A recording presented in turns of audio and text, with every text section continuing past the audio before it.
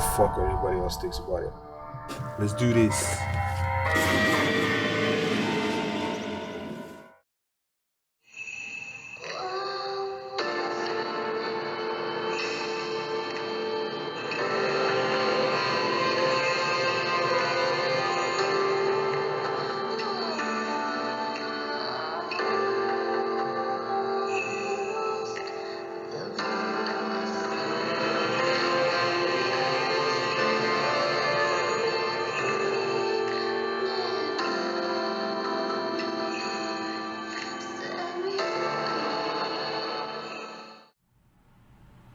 How's it going, G freaks and sci-fi fanatics? This is Daniel, the Sci-Fi Sentry, always coming at you raw and real, and I'm back with another review. And I've been really putting in some work for this review, and it's for a short film.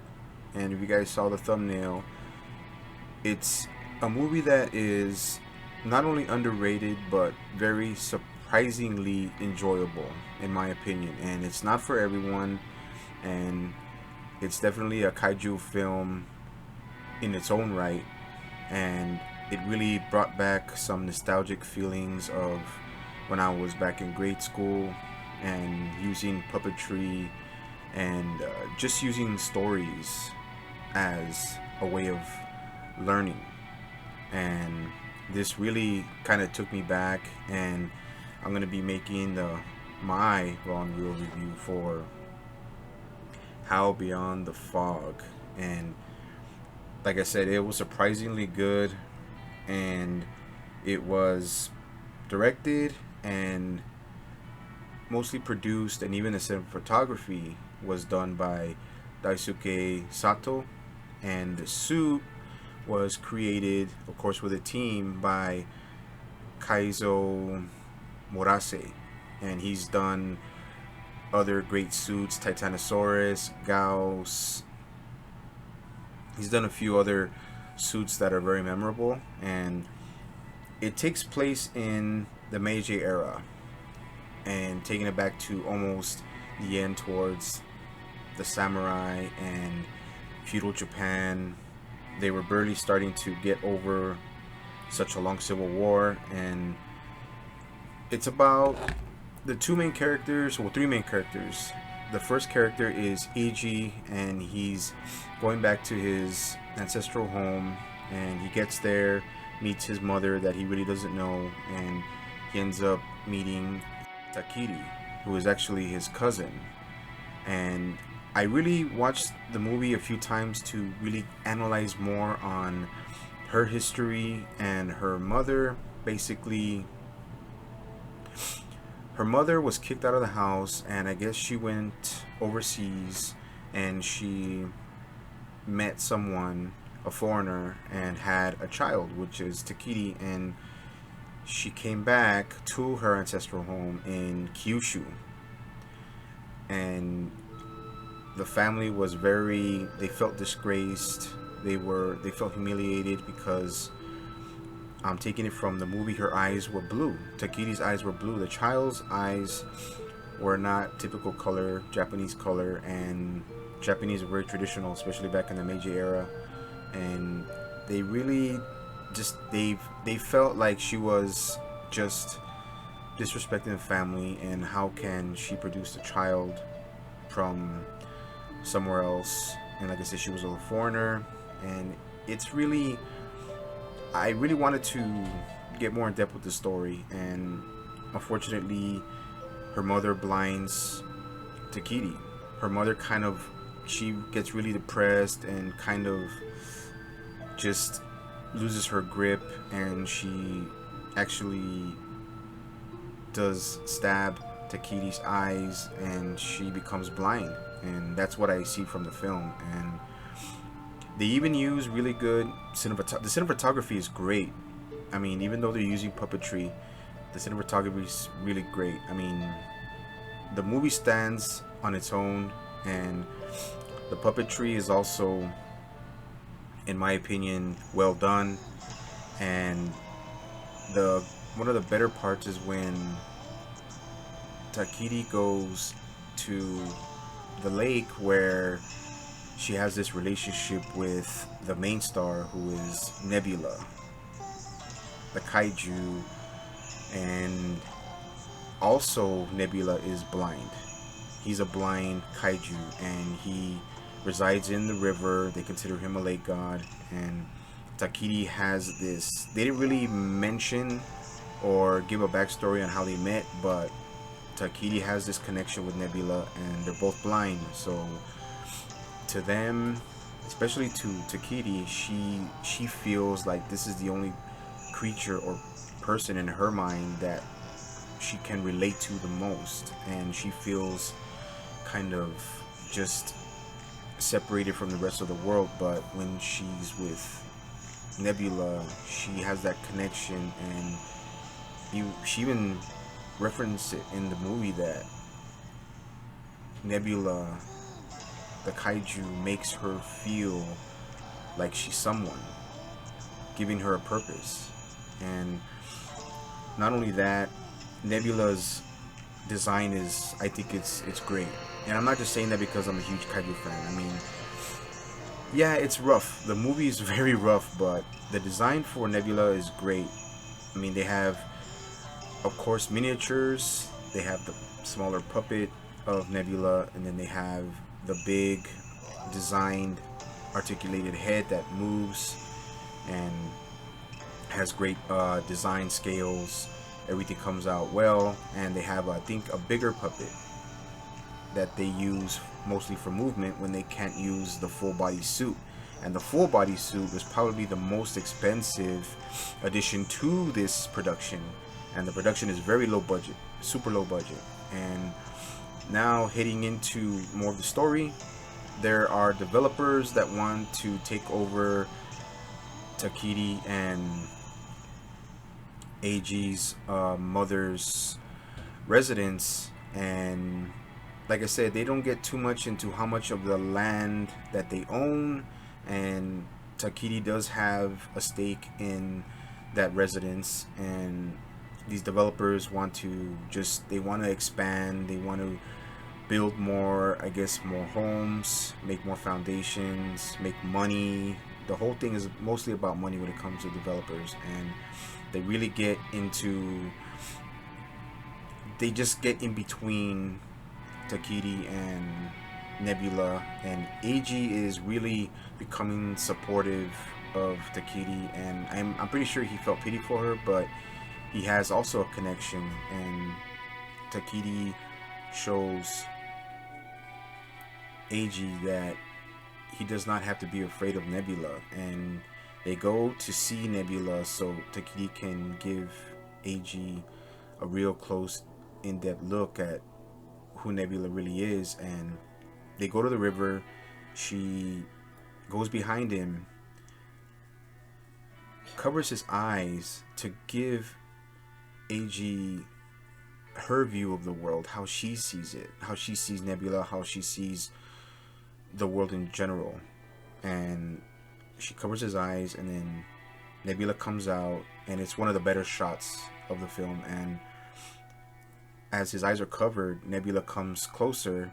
He just appears, it comes out of nowhere, and he comes through the fog. Like, he comes out through the fog, and he gets closer to Eiji, and Eiji sticks his hand out, and he touches Nebula. And it's a sense that he just wants to live.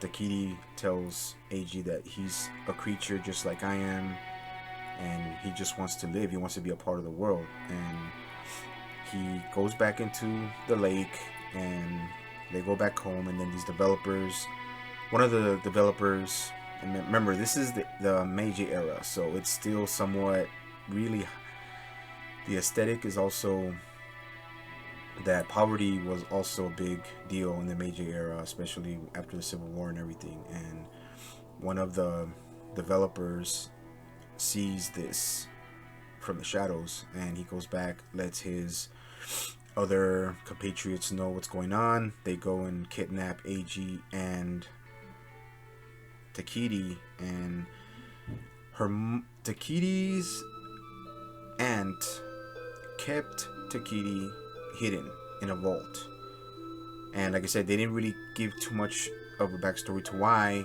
besides the fact that Takiti's mother committed suicide. She went crazy. She went insane, and it's really, to me it's kind of complicated. But like I said, I tried to watch the movie a few more times just to get more of a reference, look and doing my research. And as far as that, that's what I know.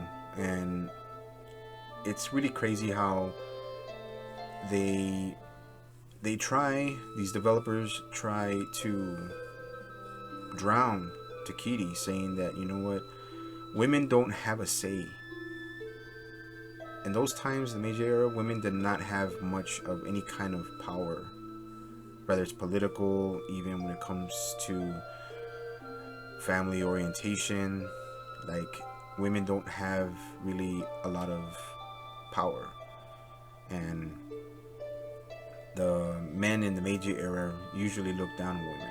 And the main antagonist throws Takiti into the water, and she's drowning. She's having memories of probably it happening before. They go to probably some of the closest to CGI that comes out in the film, and it's mostly like an old school type of effects that they use, coloring, high coloring, kind of like a 70s vibe, and gives more of a backstory that I think Takiti's mother threw her into the lake after she stabbed her through the eyes and made her blind. And I think they both did. And her mother came out of the water, and she thought that Takiti was dead, but didn't realize that when she got back to her house that Takiti was still alive, and her mother went insane. That's just my take on it. That's just my take, because like I said, I tried to watch the movie more and more to get a better idea, to analyze more, to piece it together, yet dissect it. And you know, it's only a 35-minute film. It's a short film, so yeah. And Nebula comes to her rescue, and Nebula has high senses. He's a kaiju creature, and he rescues Takiti, gently takes her into his mouth, comes out of the lake, and AG sees this and calls Nebula, and Nebula gently gives Takiti to AG. And then after that, Nebula goes crazy. Nebula really gets agitated, becomes angry, sensing that these developers did this to probably his only friend, his only connection to the world. And Nebula goes after these guys. I mean, he's freaking pissed off. Like, he's so mad. He's enraged, and he ends up taking out the majority of the town in Kyushu, trying to find these developers. And he almost snags the main developer, and this developer is running for his life. And remember, it's puppetry, so it's a lot to take in. It's a lot to take in. But I mean, what they did with what they had, they worked with what they had, which was, they did the best they could. And to me, I did enjoy their hard work and them putting everything together, as far as with Nebula and with the puppetry. And the antagonist is running for his damn life, and Nebula takes out this city of Kyushu in his anger. And in the top of the tower, which there's always a lookout, and there's always, like, he alerts everybody when something goes down. You know, he sees a fire, he rings the bell, and he gets taken out pretty quick. Like, I mean, he thought that Nebula was gonna just pass him by, but Nebula, right when he's out of the picture, goes and tail whips that tower, just obliterating it. And I kind of thought he was gonna let him live, but you know, I was like, Nebula was that pissed off, I assume. And in this part, AG and Takiti try to catch up with Nebula, to try to stop him, to try to make him think, you know what, don't do this. And Takiti has this deep connection to try to calm him down, and they end up in a river where there's a stone bridge, and AG and Takiti finally catch up with Nebula, and Takidi's trying to tell him, hey, stop. And at this point, the developers are on that stone bridge, and they have, I guess, cannons or stuff like that. They try to use fireworks to, I guess, for sound, and to try to get Nebula's attention, to draw him in to that bridge so they can use whatever weaponry they had. And trust me, this was the Meiji era, so a lot of things were primitive still. A lot of these weapons were primitive. And they get to the river to try to stop Nebula, and at this point, the main antagonist, one of the developers, calls for one of his men to fire the cannon right at Nebula's head, and Nebula's looking down to try to communicate with Takidi, and they shoot him in the head. And I thought it was done. It's like, oh man, they shot him. I was already figuring that they're gonna, probably gonna kill him. And they shoot him in the head. He roars, goes down, and then Takidi and Eiji are trying to get to him, and they're trying to, Takidi's feeling guilty. This is my fault. I'm sorry. I'm so sorry. And one of the developers is using a scope, and he sees, hey, telling his boss, hey man, there's people, there's kids there. And he sees this girl from the river that they try to drown, and he says, I don't care, shoot them, kill them all. And this time Nebula senses it, and he gets back up, and he covers Eiji and Takidi. And at this point, the developer's like, oh shit, what's going on? And this is one of the coolest parts. Nebula ends up absorbing the fog and the air within the vicinity where he's at, and he inhales it all and uses it as a weapon. I mean, with hurricane force. A very powerful blast of hurricane force, probably enhanced, and ends up using it against the bridge where the developers and the antagonist is at, and blows them all to hell, and even takes out part of that stone bridge.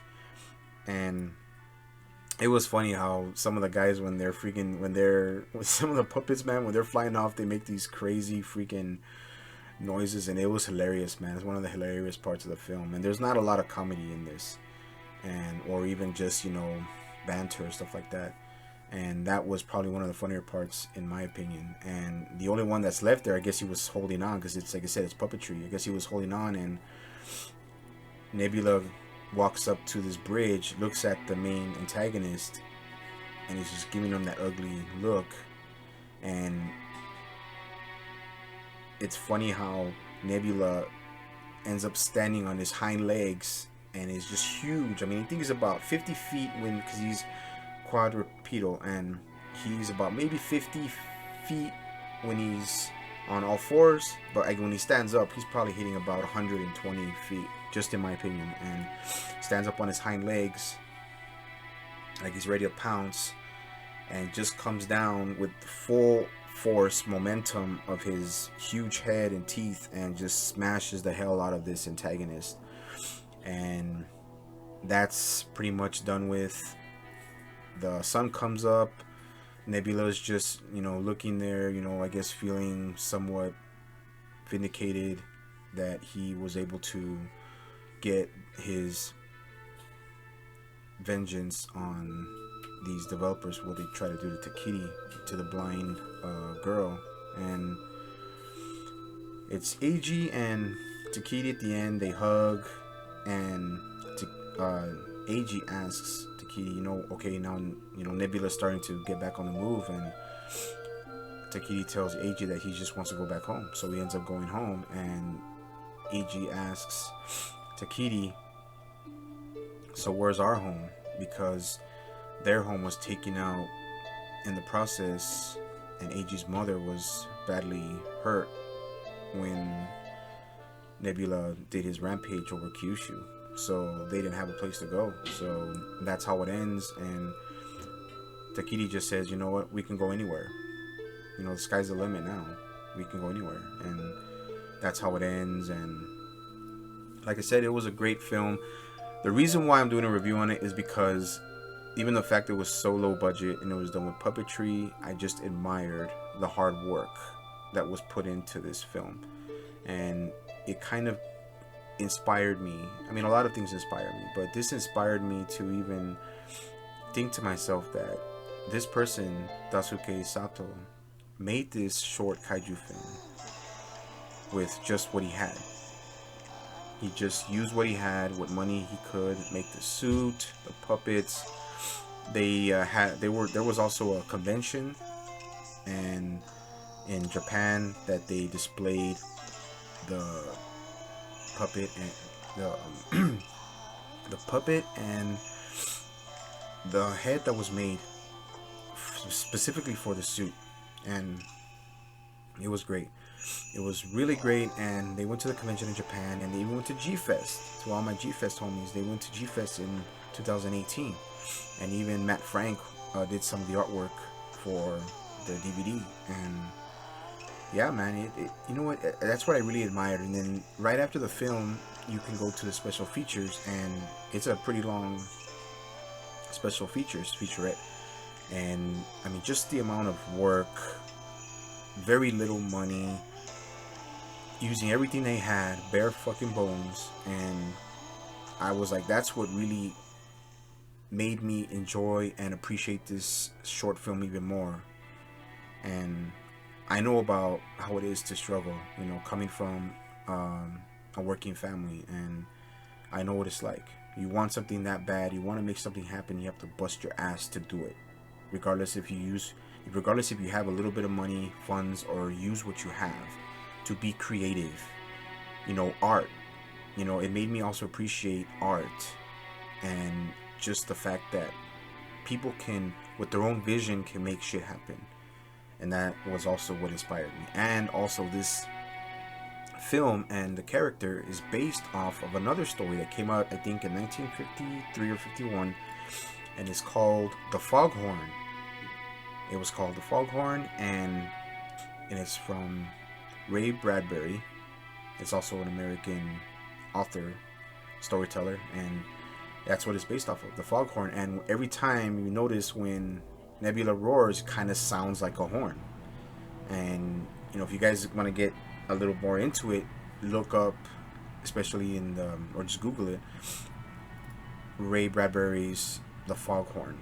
And it's also a very it's also a very interesting story, and I'm gonna get more into that one. But yeah, this is really what I just wanted to talk about, and I really loved the design of Nebula, and the story was very, very, to me, gripping, even though it's puppetry. But like I said, everybody's different, you know. And anybody else that didn't like the film, I don't give a fuck. You can go fuck yourselves, and you know, but I don't give a shit, man. I really did enjoy this film, and I'm very into Japanese culture. And I mean, I got a fucking samurai tattooed on my back. I have a dark samurai tattooed on my back, so I really do enjoy and love Japanese culture. And yeah, I really wanted to make this review and talk about it, and I really did enjoy this film for what it was, the hard work, what was put in, the cinematography, the fact that it was based in the Meiji era, just after a very long civil war. And yeah, I mean, there's nothing really bad I can say about it. I mean, of course, it's puppetry, so there's little bits and pieces in the film that they could have edited out, but so far I really did enjoy it a lot, and it kind of did inspire me and just gave me a reminder that you put your mind to something, you can do anything. You can freaking do anything.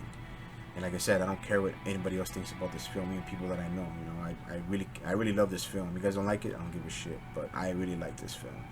So there you have it, G-Freaks and Sci-Fi Fanatics, my raw and real review for Howl from Beyond the Fog. And it is a short film, 35 minutes long, and I recommend it to people that I know, especially in the Godzilla community. And a lot of people in the Godzilla community really do admire this film, and especially for the hard work that was put into it. So if you guys do enjoy the content I create, like, share, subscribe, all that stuff. And I will be doing more reviews soon, and also I'll be doing a new series called Consensus, and it's going to be more of a open genre type of live stream, and that's going to be a little bit later next month. But I hope you guys enjoyed the video. Hope you guys enjoyed my review for Howl from Beyond the Fog. And if I can, I'm going to try to get, I know I stopped collecting, but if I can find a Nebula figure, even if it's small, whatever, I'll try to get it.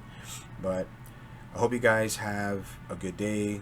This is Daniel, the Sci-Fi Sentry, always keeping it raw and real. So I'm out.